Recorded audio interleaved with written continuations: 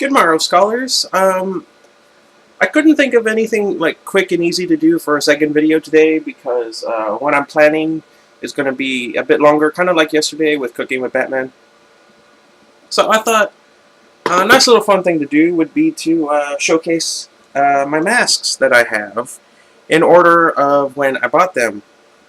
Now, one of the reasons I wanted to do this is because my friend Francisco from work, Friel45, I forget his name. I'll put a link in the description. He mentioned my Batman mask looked really tight and difficult to put on, so I thought, why not show you guys, and then you could tell me which mask you think is the most difficult. Now, my very first mask, technically, would be my Bane mask. You've seen me wear this a couple of times on the channel. So, there's a little flap, I guess, that goes right here, I guess to keep your hair from coming up. So you go in like that, and like this.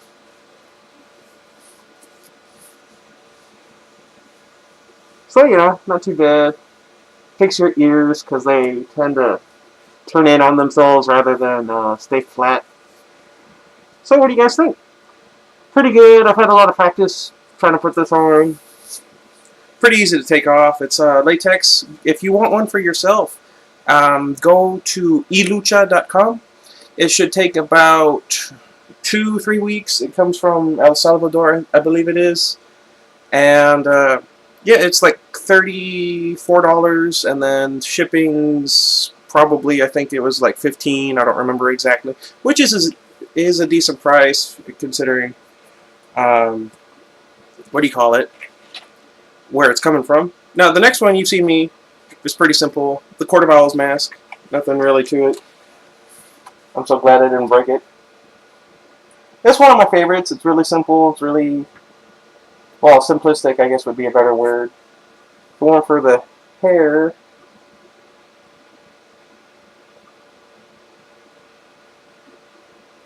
See what I mean? So, yeah, this one would probably be the easiest. Let's see. Higgy, don't you dare. Now, the next mask that I got, actually, my brother broke already. Here, let me show you.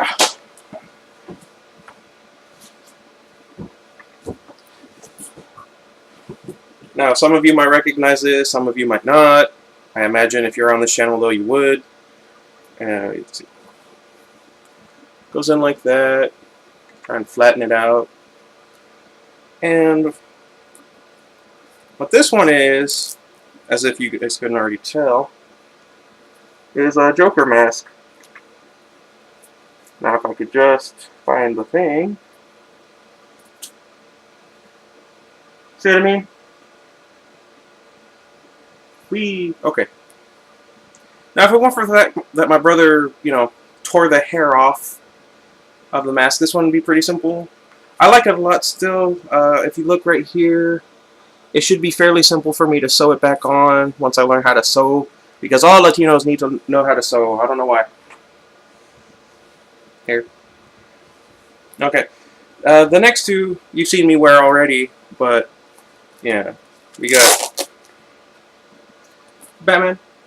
Now, I'm probably going to end up being Batman this year for Halloween because I haven't been Batman since I was a toddler.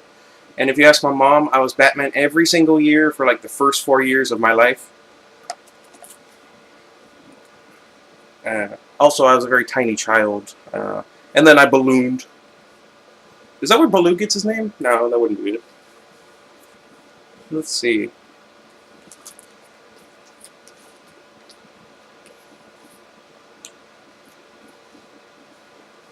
So, you know, not too bad, not too bad. Get the flaps over here, you can see right there. Keep your hair matted down so that it's easier for you to Velcro them into place. And voila! Batman. Is apparently in the Fire Nation. Interesting. Also, my sister was very mad at me because of